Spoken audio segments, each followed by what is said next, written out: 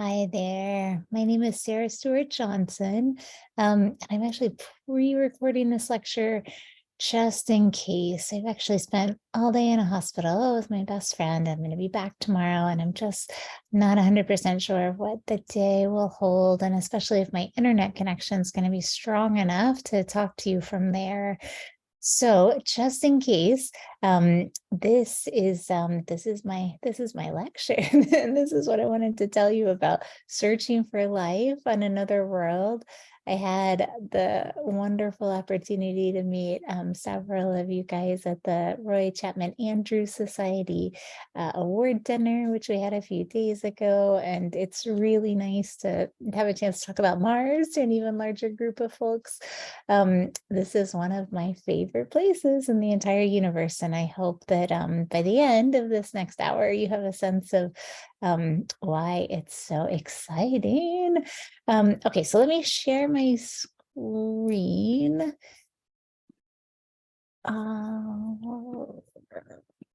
Is this working? I think this should be working. Okay, so the title of my lecture is Searching for Life on Another World.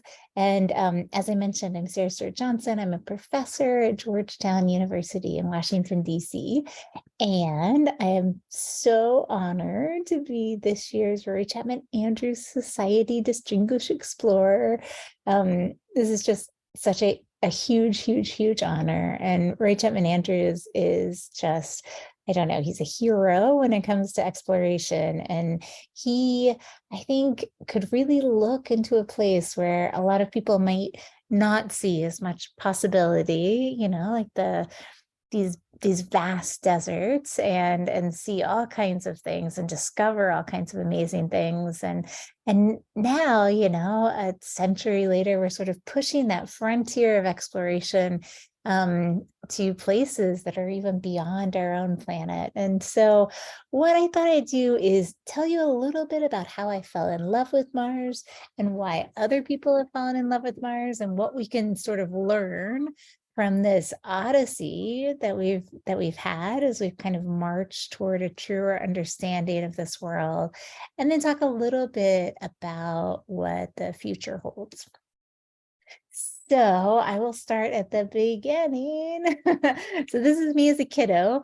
I grew up in Kentucky. Yes, and I really liked getting into things, even doing some exploration of my own from, I guess, a young age. My father was a bit of an astronomer, a bit of a sort of amateur geologist as well. He really loved taking my sister and I out into the backyard with a big pair of binoculars and looking up at the night sky, or stopping by road cuts along the highways in Kentucky to look at fossils and things like that. And it's funny, I think when I was in high school and middle school, I just thought, I'm not sure I'm going to become a scientist. I don't think I really necessarily want to be a scientist. But then, of course, by the time I got to college, I realized that all of this stuff I'd really internalized, and I just found it incredibly fascinating. And those were the classes I was gravitating toward. And this really exciting thing happened the summer before I went to college. So this little guy, the Pathfinder rover, this is about the size of a suitcase, and landed on the surface of Mars. And so there had been no Mars missions in 20 years. But right as I was showing up at college, we had this mission, and Pathfinder really captured the heart of a lot of folks. It was our first rover on Mars. And I had this wonderful professor my freshman year who was actually involved in this rover mission.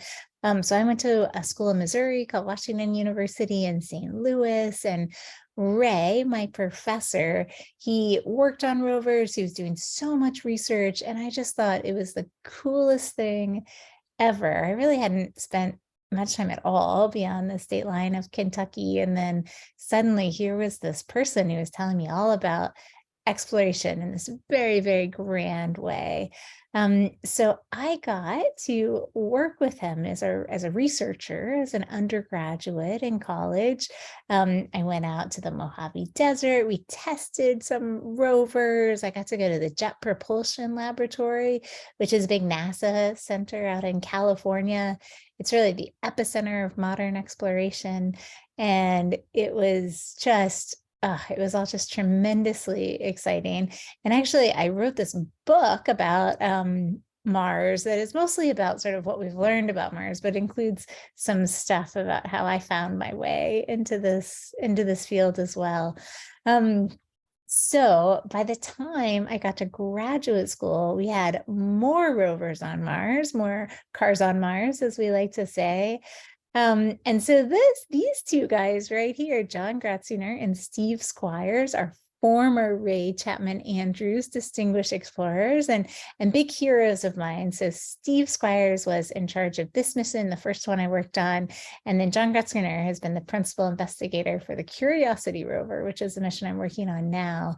But, after I graduated from university, I knew I wanted to be a planetary scientist. So I went off to graduate school, and I was hardly there very long at all when I got this phone call. It was my very first year as a graduate student. And it was just this invitation to come out and see what was going on with this mission. Because this mission, the Opportunity and Spirit rovers that were about the size of golf carts, had just landed on the surface of Mars. And I got to tell you, it was so thrilling that I was going to get to go out and see this. Like, I hopped on my bike, I went straight to the airport. I was in Los Angeles within like 10 hours. I'd landed, and I was only supposed to stay there for about a week just to kind of observe, but I just couldn't leave. So I wrangled this way to like get a position on the science team, and I stayed out there for ages, and it was so fun. I mean, especially because these rovers, this was different from any planetary exploration that had ever been done before. So to give you an example, like, we were just able to cover so much ground. We were able to see so much distance, and there would be these new images, and they were projected huge and beautifully on the walls of mission control, like this one of Endurance Crater. This was actually an amazing day. We drove up to the edge of this cliff, and we're sort of peering down. It's about the size of a football field. No human eyes have ever seen this before. And craters on Mars are totally wonderful because they allow you to see back in time. It's almost like the pages of a history book have been laid down, one on top of another. And so actually, that's how a lot of this mission worked. We go from crater to crater to crater, analyzing the history. And these are the first sedimentary rocks that we'd ever seen on the surface of Mars. And they just told such a beautiful story. And it was so exciting to put these all together. So I ended up, writing my PhD dissertation. I got these ideas for a thesis about kind of early Martian habitability.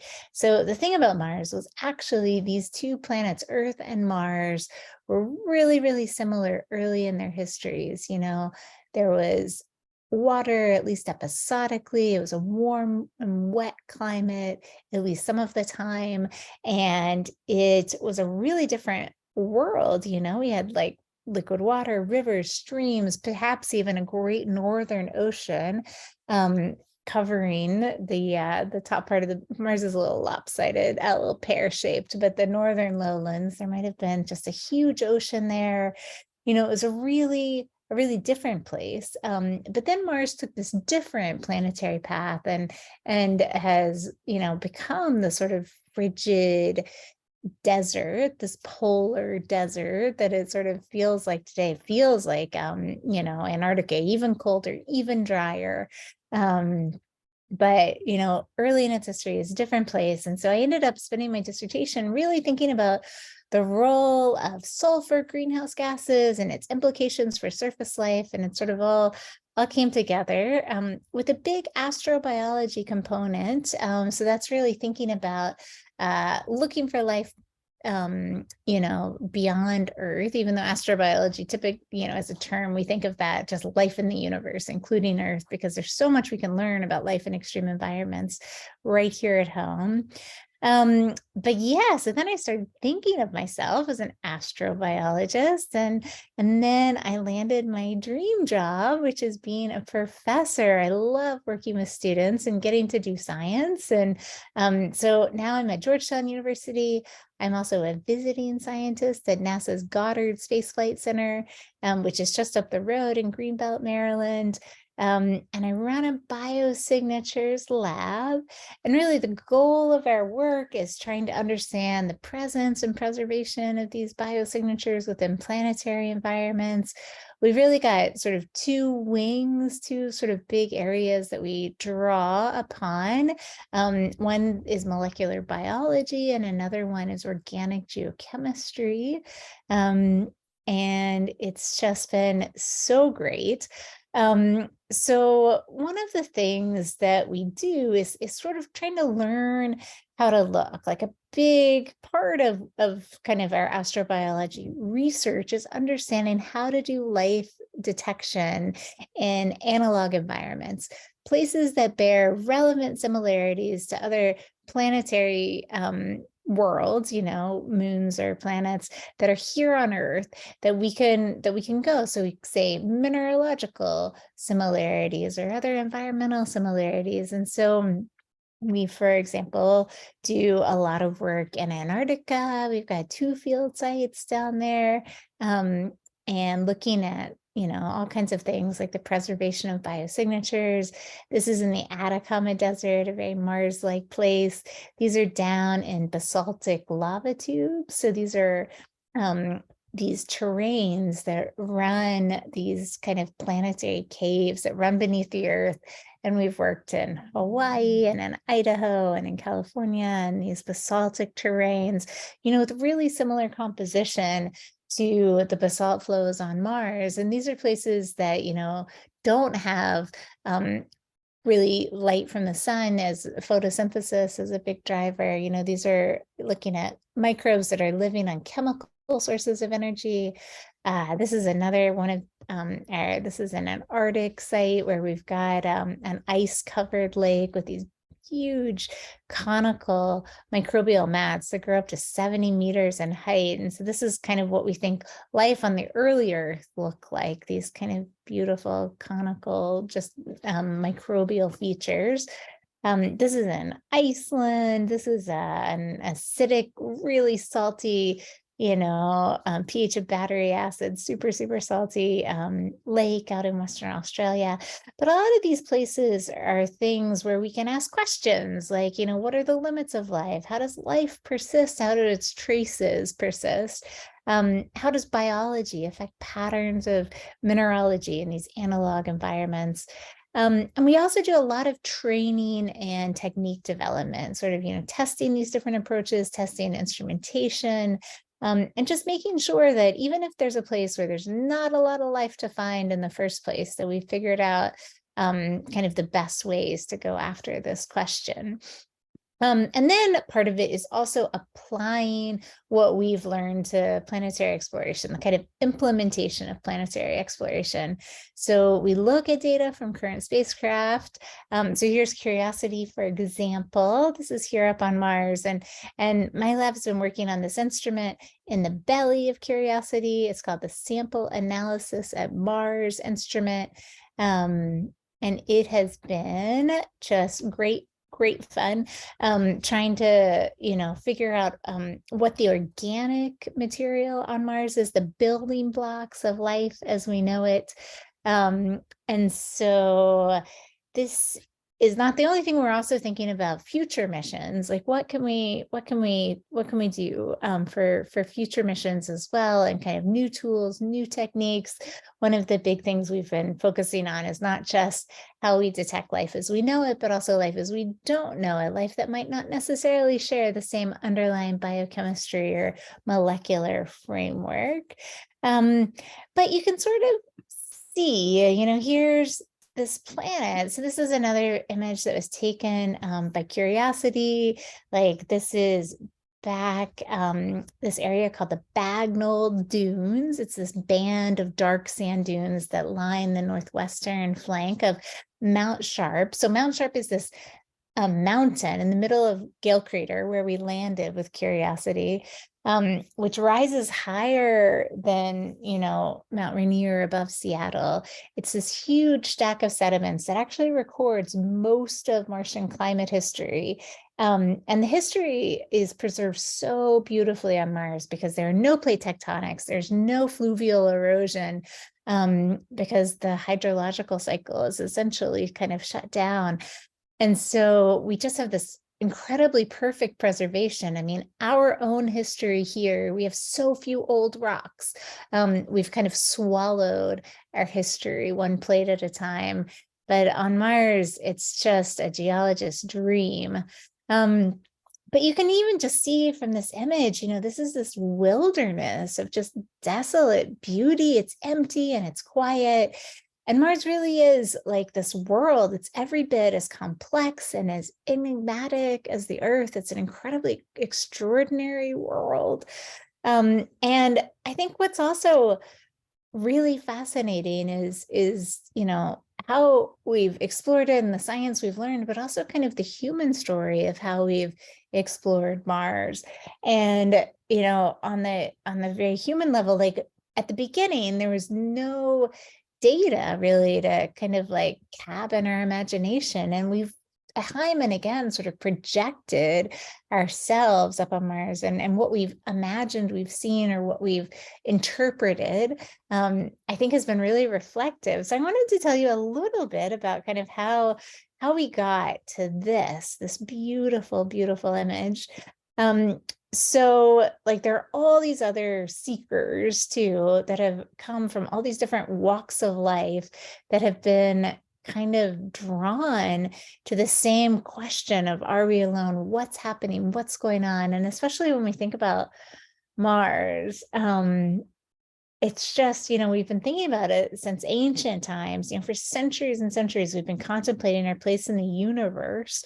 And even, ancient civilizations like knew that there is something special about the planets. There were these 5 dots, these 5 wanderers, and they had this different path, considering like all the background of the fixed stars, they all moved together, but these planets did their own thing.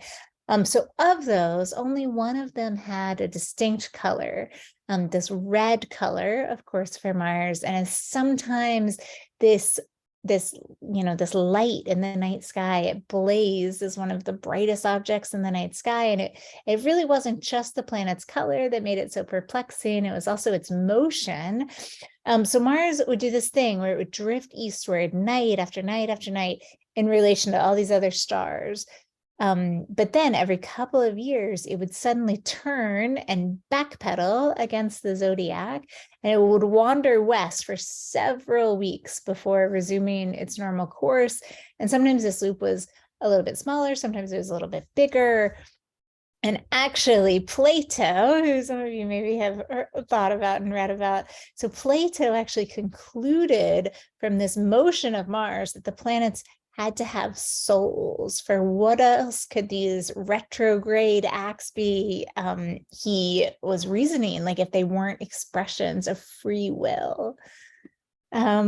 So let's fast forward from Plato's time to the 1800s. So we start having telescopes. We get the first kind of viewings of Mars. And what's really interesting, there's this dark patch that was called the Hourglass Sea at the time. It's now known as Syrtis Major. But this dark patch on Mars, as soon as the telescopes were strong enough to sort of resolve that, folks realized that Mars, its rotation was almost exactly the same as Earth. So it's just a little over half an hour longer. And so how weird that, it just would happen to be like 24 hours for Earth and then 24 hours and 36 minutes for Mars. And all these similarities started kind of popping up. And the maps, there were a whole bunch of kind of early maps that were made of Mars. But this is one of my favorites, and there's a whole series of maps by this guy, Giovanni Schiaparelli. And he was an astronomer at the Royal Observatory in Milan. He'd sort of grown up in the shadow of a Benedictine abbey. He just loved Mars, loved thinking about Mars, but he also loves classical literature. He taught himself all these languages. Yeah, he lived, just in this threadbare little room for a long time, but he just, drew on all of these other areas, these like really interdisciplinary interests of his. And Schiaparelli did this cool thing. He used a little micrometer, this little thing you can affix to the eyepiece of a telescope to map out all these kind of different points. And he started resolving these features. He was also, had preternaturally good eyesight. And he had all these features, and they didn't really match up to these kind of existing maps of Mars at the time. And there are kind of more of them. And so he needed names for them. And eventually he just came up with his own naming scheme, which is the one that we have adopted today. And it is so evocative. So I mean, you see these places. There's like Mare Serenum, which is the Sea of the Sirens. And Schiaparelli, like he also drew from Herodotus, he drew from the Odyssey, bands of heroes that were in Greek mythology. And also what I loved is their features that were named for places on Earth that have never actually been found by modern explorers. So there were these two lost rivers of Mesopotamia, Bison and Gihon, and then he put those on Mars. And, it was by his own admission, he would say it was like this curious and disordered arrangement. But it was this place that kind of intertwined our own existence, our own history, and it really filled it up with this kind of promise that our grandest ambitions might be resurrected. And these names are the ones that ended up filtering down through the generations. And Schiaparelli also saw something else that's sort of interesting. I'll go back to this slide for a second. These kind of linear features. And he sort of thought that maybe these could be waterways. He sort of had this idea that they might be channels, sort of like these channels, these natural waterways. But the word for channel in Italian, canale, sort of rushed into, it was really this French astronomer that sort of picked up on these ideas and populated them in Europe. And then they came over to the United States because there was this industrialist named Percival Lowell who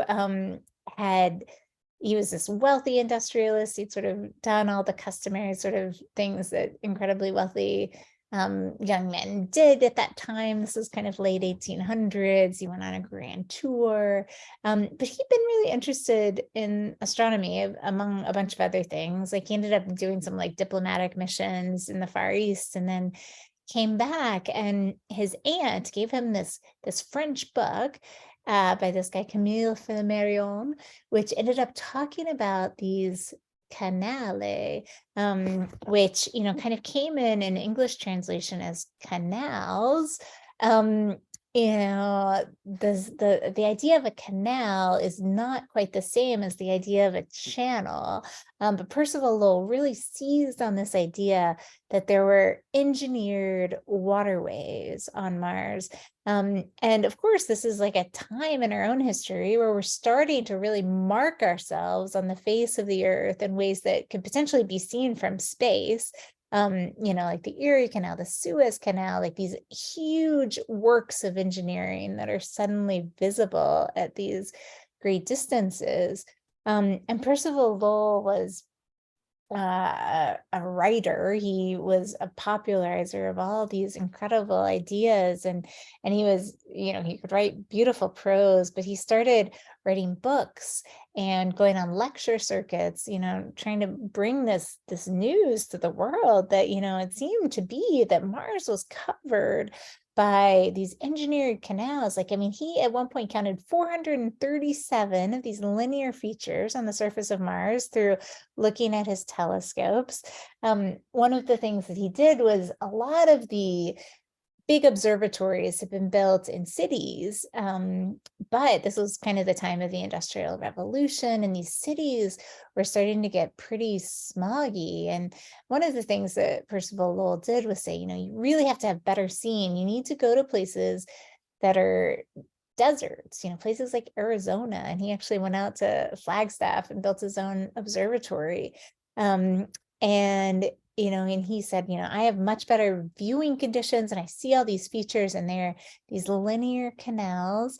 And then he took it even further, imagining that there's this benevolent oligarchy because, there didn't seem to be any kind of national boundaries. These canals seem to be all over the planet. And this theory that Mars was a sort of desert world that needed irrigation, bringing water down from the polar caps to the equator. And that's what these canals were built for. Some of these were extraordinarily long, like 1,000 miles long. And there was a point at which much of the literate world around the turn of the last century believed that Mars was inhabited and that there was an intelligent civilization there. These are just a couple of examples, largely because of the works and the writings of Percival Lowell. And this sort of idea inspired a lot of enthusiasm and excitement at the time, and a lot of folks. So, this was also a time where things like electricity and radio signals were coming up in a big way, and the rival inventors of radio, Tesla and Marconi, both of them had speculated about sending the possibility of sending signals. We're sending the first signals, across big, vast parts of our globe, say Europe to the United States. And, why not? Maybe Mars was just a few minutes away by this wireless, these sort of radio signals. And so, how to study this, right? So this was another guy, this guy here in this picture. His name was David Peck Todd, and he knew Percival Lowell. He was on the faculty of astronomy at Amherst. And he had this whole idea about running up within shouting distance of Mars. Like, he had planned to ascend to a balloon to the highest possible altitude that a human could reach and have one of these wireless devices in hands and try to communicate with Mars. And he had read all of Lowell's reports of intelligent life, and he was just tinkering with all these methods that he might be able to detect Martian radio signals. And so there was this famous aeronaut named Leo Stevens, and he prepared this metal box that he could, shut David Peck Todd, and his hope was to sort of rise up. And especially as radio was starting to take off, it was sort of getting a little loud, and he wanted to give himself the best possible chance of communicating with our neighbors by going higher, higher, higher. And, you can see him here. This was one of his early balloons, and it's sort of fading. You see his little shadow here. And, eventually, this canal hypothesis sort of falls out of favor, and David Peck Todd's plans never come to fruition. But another kind of crazy moment came in 1924. So planetary science is really starting to take a backwater at this point with the rise of astrophysics. You've got all of Einstein's theories of relativity coming about. It becomes a little bit of a backwater. And this idea of like the canals on Mars and intelligent civilization does sort of start to fall away.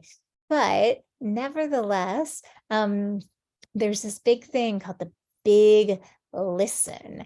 And this was 2 days in 1924 when the U.S. Army and Navy shut down all radio communications with the idea that, we might be able to hear signals. So Mars and Earth come together on the same side of the sun every 26 months. And so at one of these particularly close approaches in 1924, this is actually now one of my favorite bookstores in DC called Kramer Books. It's down on Connecticut Avenue.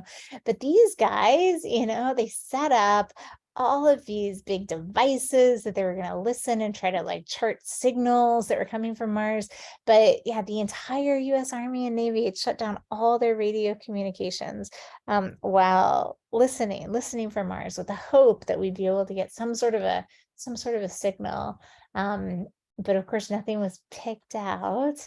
And so, when we were talking about balloons a second ago with David Peck Todd, there again, as I was saying, it was kind of a backwater. And this guy, Edwin Dollfuss, he was one of the only practicing planetary scientists by the time of the 1950s. And he was a Frenchman. He was also really into balloons, this idea of balloons, and in some ways kind of imagining the space age long before we really had the technology for that. So telescopes from the Earth had gotten more and more sophisticated and bigger and bigger and bigger, but they really ran up against this hard limit, which was seen through our atmosphere. So we have this warm, wet atmosphere. There are lots of eddies, lots of like swirling motions, and it just distorts the image. And we got as like basically our telescopes just couldn't get any better no matter what we did, really until we started to come up with these kind of crazy laser correction technologies, and then putting telescopes into space. That's been the big improvement, getting above the atmosphere. But like David Peck Todd, Dollfuss was also trying to understand Mars in this new way, using these waves beyond what the eye could see. Like he was looking, trying to see if there would be enough moisture in the Martian atmosphere to support these simple forms of life, which is something called spectroscopy, which is really looking not just at the visible wavelengths of light, but off into the UV and off into the infrared, looking for absorption features that would be associated with particular, constituents of an atmosphere, like water in the atmosphere of Mars. But Dollfuss, he was such an adventurer at heart, and so he and his father in, I think, in 1954 completed the first astronomical observations from a balloon, but he still couldn't get this measurement of the Martian atmosphere. And so he ended up going twice as high. He went all the way up into the stratosphere, and you can see this is like a string of Spanish onions, with this crazy device. And he spent this night, up like really risking his life trying to go after this measurement, because he was so captivated by this idea of life on Mars, and would it be sufficient to get there in terms of the water vapor content. So as I mentioned, Mars telescopes, we've gotten to the limit of our resolution. And so meanwhile, through all this time, from the time of Percival Lowell all the way through the 1960s, there's a man named Earl Slipher, and he took over 100,000 pictures of Mars over the course of his lifetime, and none of them were larger than half an inch. And so every time Mars and Earth swung into what we call opposition on, trying to get with Mars and the sun on opposite sides of the Earth, which is actually when Mars and Earth are the closest, he would go and he would take pictures after pictures after pictures. And you can see, you can get like a little bit of resolution, but they were all super, super blurry. And originally Lowell had sort of hoped that this would be, enough. This would actually prove the idea of these lines and these linear features on Mars. But of course, they're all so blurry. And he said, well, if the shutter speeds were quicker, it would have been easier. But I wanted to put this up there. So this guy, Earl Slipher, made this planning map for the US Air Force in 1962. And this was to plan the very first mission to Mars. So even as late as 1962, you can see that there's still linear features all over this map. And, they're a little bit fuzzier than those earlier maps that I'd shown you. But this is this huge question, like what are these? And these squares here, this is showing where the images were going to be taken by a flyby mission that NASA was sending off to Mars in 1964 at launch, got there in 1965. This is an image of it, getting built. You can see it looks kind of like a jeweled pterodactyl with all these, solar panels. It launches, right as rockets are sort of trundling through Red Square. This is, the height of the space race. And this was going to be the very first mission that would take pictures of another planet. There's so much anticipation. So as I mentioned here, here are these pictures. So it's going to be 22 pictures about that were going to be snapped as the mission swooped across the face of the planet. And there's so much anticipation. I mean, can you even imagine to, like, for the very first time, see the face of another world? But of course, it took a long time. There are these kind of ancient computers that were very, very slow at putting images together. And so there was this guy that was working out at NASA named Dick Grum, and he went down to an art store and just bought a bunch of pastels. These were black and white images, but he realized this kind of reddish color scheme would match the black and white best, and just bought all these pastels. And then they cut out all these teeny tiny little strips of paper with the data. And they realized that they could just do this kind of giant color by numbers, and it would be a faster way to figure out what the pictures look like. And so all the engineers, because it was going to take 8 hours for each image to come in, and then even longer to render those images together with the early computer technology. And so these sorts of, color by number things started to take flight. But once this was the first image, and it's actually kind of showing the limb of the planet.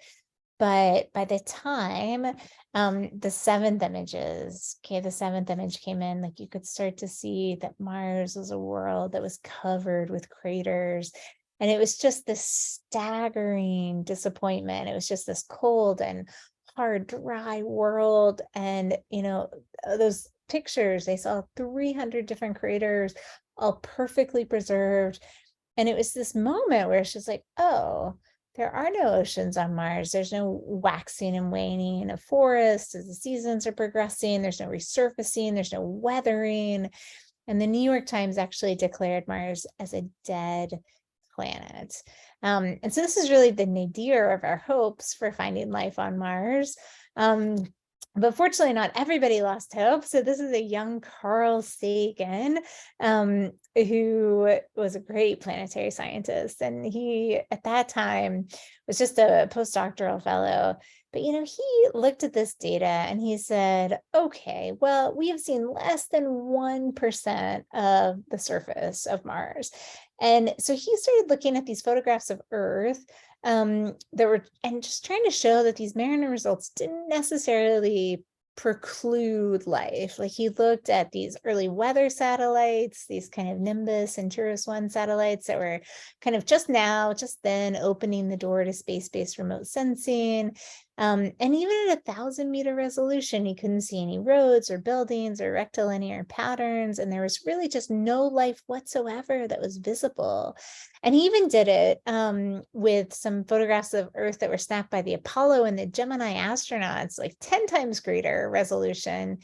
And it was just so hard to even see things that were human. And even when you did, you had to know what you were looking for. If you were unfamiliar with what you were looking for, like all these, we were just kind of invisible. We had this sense that we left this, profound imprint, but at that scale, we still weren't visible.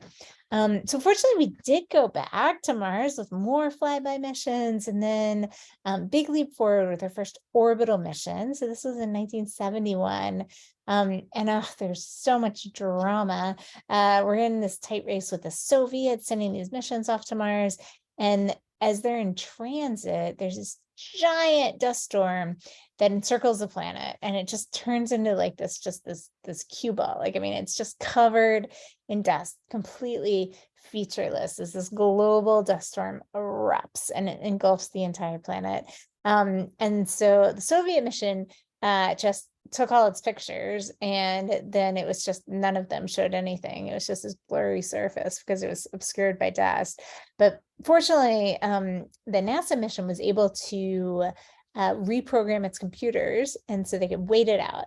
So they waited it out, and slowly, after several weeks, the dust starts to clear. And there are these little dots that start to emerge. They call them north dot, middle dot, south dot. And it was just like, well, what are these? And somebody thought, oh, somebody had the suggestion on the team that these might be like calderas of these giant volcanoes, these mountains on Mars. And that was so weird because nobody thought Mars had any topography. You know, there hadn't been any real topography seen in any of the flyby images. And, you know, Mars was a smaller planet, it had sort of less heat. You know, the idea that it would have like, you know, enough energy to sort of create these big geologic features was really in question. Turns out these were giant volcanoes, and Mars is full of topography, including the largest mountain, you know, on any planet in our solar system. And not just that, like, you know, Mariner 9, again, this first mission to orbit Mars, found these features that had to be carved by water, these ancient river valleys. And it was really exciting thing about water. Water has been associated with like every known form of life on Earth, at least at some point in its life cycle. And the fact was that Mars just had like a really different past. You know, Mars, you know, even if it's cold and dry and doesn't have water on its surface today, that it had this liquid watery past. A few years later, we sent 2 Viking landers. They were first landed missions on the surface of Mars. And one of the most exciting things was doing these biology experiments, which were designed to detect microbial metabolism. And the results were so confounding because some of these readings, they flashed and they sort of died away as if something in the soil was a chain of like these powerful chemical reactions. But there was another thing besides these 3 biology experiments that were kind of looking to detect metabolism. There's also something called the gas chromatograph mass spectrometer. It was a chemistry instrument. It was trying to find organic molecules, and these are the building blocks of life as we know it. It was super weird because they came up with nothing. And even the lifeless moon has some organics, these really simple molecules that rain down from space on comets and meteorites. But it just seemed like the greatest experiment in the history of science had just totally failed, you know, when these experiments came up, you know, with these results that were widely interpreted to be just completely negative, no organics, which was so bizarre. And sadly, these Viking data were all that the Mars community had to work with for like 20 years, because it would be that long before a spacecraft will return to the planet. And that kind of brings us up to speed with, you know, young me, and like going off to college and looking at Pathfinder. And it wasn't just Pathfinder, there were all these orbital missions that went, and NASA embraced this new idea of better, faster, cheaper exploration. So instead of these like big flagship missions, which can fail and sometimes do very catastrophically, take on some more risk, but, you know, have like say 4 missions for the cost of 1 big flagship mission.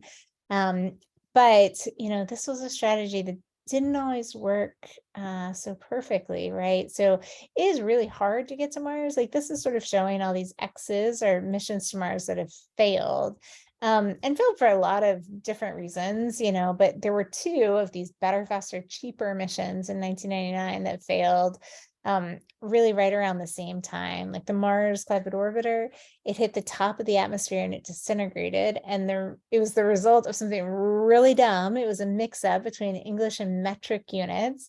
And then the Mars Polar Lander, it sort of nearly touched down in the South Polar terrain, just like among these like beautiful canyons and these dark dunes, but then there was this jolt and the computer misinterpreted this jolt that happened as it was descending as a touchdown. So it shut off the descent engines, and so it just fell, and fell like really hard onto the ground. And so that like just left this big crash site, littering wreckage all over the surface.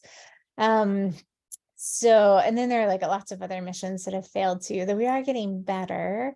But another thing that did happen that came out of that is, Pathfinder really opened the door to this idea of moving around, and exploring not just from one place, but being able to rove. So huge kind of advances. This is showing this beautifully, kind of exquisite image of that huge volcano. This is Olympus Mons, this is about the size of Arizona. And this escarpment here alone is taller than Everest. Talking about topography on Mars, this is actually a laser altimeter that shows how tall everything is. But you start to have all these like new ways of thinking about, thermal data, the magnetic history, like looking at minerals, detecting hydrated minerals, in addition to the geologic features that were carved by water, really starting to read the planet's history like a sort of type of braille. And so many kind of surprises along the way. Like this was one of my favorites when I was working on Opportunity. These little hematite spherules is what we called them at Meridiani on Mars, that were found by the Opportunity rovers. Like Opportunity rover, I mean, it was just so bizarre. We'd seen this hematite signal from orbit, this iron mineral, but then we got there, it was like this spray of ball bearings, the kind of thing that Fred Flintstone would slip on, like just all over the surface, these little tiny nodules, but just bizarre surprises along the way. This is a drill hole. So I said, like we also like crater to crater to crater to kind of see layers. Also now kind of drilling into the rocks and putting those into like an analytical laboratory like we've got on Curiosity has told us so much. And at this point, we've realized that, we have everything we need for a habitable world. All the building blocks of life are there. We found those organic molecules, which we couldn't find with Viking at the beginning. We have all the sort of essential nutrients, the carbon, hydrogen, oxygen, nitrogen, phosphorus, and sulfur that we require for life as we know it here on Earth. We've got lots of water, tons of water in its past, swimming pools are the water, that organisms could have used. And so we've gone now, like after the Viking missions failed, the new strategy was let's follow the water. And then that transitioned into this idea of exploring habitability. But now we know that Mars was habitable early in its history. And now we're finally getting into the seeking signs of life, finally doing life detection again, for the first time in ages and in 50 years. And so what the latest Mars mission, the Perseverance rover, it landed in February of 2021 in this place called Jezero Crater. So it's about 30 miles in diameter, and it's got this ancient delta system here, which is the big target for this mission. And it's just this is showing like a high resolution view of Jezero from orbit. This is an illustration showing what Jezero may have looked like billions of years ago. Like, so we think there was an ancient lake there with like an inflow channel here, an outflow channel there. And there's this cool sort of bathtub ring. So if you look at that delta and you kind of do this false color stretch, this examination of spectral data acquired from orbit shows that these minerals have been altered chemically by water. And so like we see sediments that contain clays and carbonates, like these green carbonates are sort of like a bathtub ring around this crater. Really exciting sort of targets for samples that we can actually bring back to Earth. So here's Perseverance. It looks almost exactly like Curiosity, except it has like slightly different instruments. These are really designed to collect samples and bring them back to Earth to look for signs of ancient life. I love this. Perseverance did not go alone. There's a little helicopter called Ingenuity. This is one of the first shadow images that it took of itself. Here's another view, just kind of showing. It's about the size of a tissue box, if you can see. So first, the helicopter on another planet. Other fun things about the mission. Let's see, can you hear this? Let's see if I turn it up. Yeah, just listen.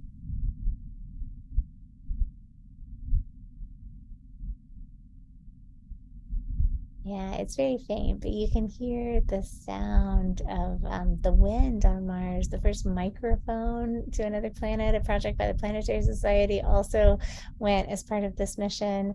I just love hearing sounds, what the wind sounds like on the surface of Mars. And as I said, like this whole, effort is to collect these samples that are really like sizes of about the size of a piece of chalk. There'll be 30 of those that come back to Earth, really carefully selected samples that may harbor signs of ancient life, and will also help put to bed so many mysteries about Mars, how we date Mars, what the features are like, all kinds of other huge questions in understanding the physical components of this planet, as well as the potential for biology. And so these samples, we're hoping to get these back in the early 2030s. And so your generation will have this incredible treasure trove, kind of like a time capsule from Mars. And it's just going to be I think this is going to really make a huge leap forward. In terms of what we understand about the planet, especially if we make any discoveries that are associated with signs of ancient life. And, even if we don't, there's still a lot of places that we've just barely scratched the surface on Mars. If I were a little microbe on Mars, I would retreat into the subsurface, because Mars no longer has a protective magnetic field. It's bombarded with cosmic galactic rays. The radiation environment at the surface is really deleterious. But if you just go a couple meters into the subsurface, and even here on Earth, a vast amount of our own biomass, is microbial in form. It's in the subsurface. But there can be thin films of water around mineral grains. There's a lot more pore space, and on Mars it's less compacted because it has less gravity. And there are just all kinds of ways, and we know life can survive just on chemical sources of energy. It doesn't need the sun. So that's really exciting to think about. We're starting to think about some drilling missions, some shallow drilling. The Rosalind Franklin rover, European rover, will hopefully launch before the end of the decade, and just lots and lots of opportunities for your generation. And even if, there isn't life on Mars, we've got all these other destinations, all these other places that we're really excited to look. There are new rockets, big rockets, and new propulsion technologies that are allowing us to do life detection in the far reaches of our solar system. Places like Europa, this is a moon of Jupiter. It was just super weird to understand this, but we figured out that Europa actually is this ice shell over a global liquid water ocean. It's actually more water than all the water in all of Earth's oceans combined. This is super weird because it's so far out in the solar system. It's so cold out there, but there's this tidal heating, this friction that gets sort of set up because Europa is being constantly contorted by Jupiter. It's locked in with this orbital synchronization with Io. It just gets all this tidal heating. So exciting to think about, like, what, a huge global under ice ocean that has been around since the beginning of the Jovian system, what the sort of possibilities for life are. We wouldn't have really thought there would be any possibilities for life in the incredibly dark, incredibly high pressure, incredibly cold bottom of our ocean. But there are hydrothermal vents, and there are huge ecosystems that are just thriving. There's 6-foot long tube worms with these feathery plumes and all kinds of organisms that are down there, really driven by these, again, chemical sources of energy. Another really sweet world that I love thinking about is Enceladus, a tiny little moon of Saturn that also has the same setup, ice shell with a global under ice ocean. And then you can see it spewing out. There are all these cryovolcanoes, these geysers that are just delivering samples of that underwater ocean right up into space. So you don't even necessarily need to land and melt your way through. You can just kind of collect samples from these beautiful sample delivery devices. And I would be just remiss not to mention Titan, a beautiful world just with, dark rivers and hydrocarbon rain. It's got these lakes of ethane and methane. It's kind of this gasoline world. It's got this thick atmosphere, like the only other place with, clouds and weather. The only moon we know of with a thick atmosphere. And just such interesting chemistry, fascinating to think about what the building blocks of life on this kind of world would be. And even beyond our solar system, there are a gazillion exoplanets, these planets around other stars. We now have over 5,000 confirmed exoplanets that are orbiting distant stars. And, our projections, for a long time, we didn't realize that planets were this common, but we now think that most stars have planets.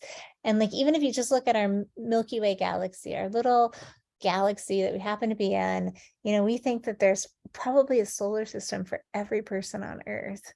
Isn't that extraordinary to think about? And, like you might think, oh, these worlds are so far away, like how could we possibly know anything about them? Yeah. Yeah. And I mean, this is an artist's conception. We don't have pictures of these places. But, like what could we know? Well, we could, maybe learn a little bit about the composition of their atmospheres through these spectral techniques, but they're just kind of aberrations of light. They're so far, and the universe has a speed limit and it's slow. You can't go faster than the speed of light. And, maybe these distances are just too great to ever really know anything. But I would just like to remind you that, this is also how Mars seemed to your Percival Lowell with his telescope in Arizona. 100 years ago, a single human lifetime ago. The idea of going to Mars, of knowing it intimately, of having a picture of the Nambid dunes that I showed you at the beginning in the middle of Gale Crater in such exquisite resolution. I mean, that was just science fiction. Nobody would have imagined that that would have been possible. And it's just, like, here we are, one human lifetime. And so sometimes when I think, oh, exoplanets are so far and we'll never go, and like, how could we ever get there? And how could we ever, do this? Maybe we can send these teeny little missions such as Gram that are propelled by lasers. I mean, all kinds of things that, like, I feel like our imaginations haven't even begun to conceive or conceptualize.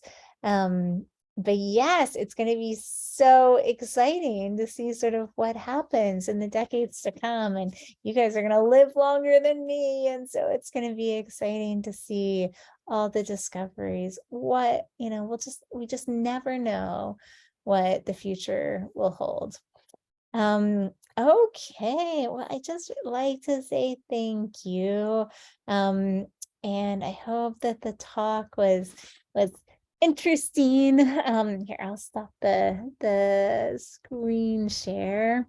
And again, so sorry I can't be there live to answer your questions. But I will say my email address is just on the Georgetown website. It's sarah.johnson@georgetown.edu, and feel free to reach out. And there were a few dozen students that were at another lecture that I gave in Beloit earlier this week, or last week. It was last week. But if they can tell you we had a wonderful jam session at the end where we got to talk for for a really long time, just talking about different questions and different things.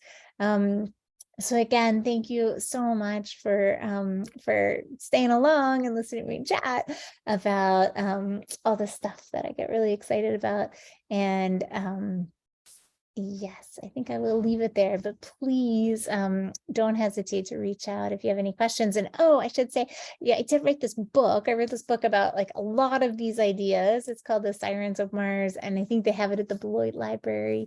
So you could go check it out if the stuff is interesting. It really was trying to pull together a lot of the things that would really never find expression on the pages of scientific journals, like all the kind of poignant and compelling things about the sort of human story of our exploration, alongside some of the big science discoveries, all the twists and turns and the blind alleys, and just kind of this question of how we contend with the truly alien, like how we kind of keep seeing ourselves as we push out, and really at the heart of exploration, like why we explore.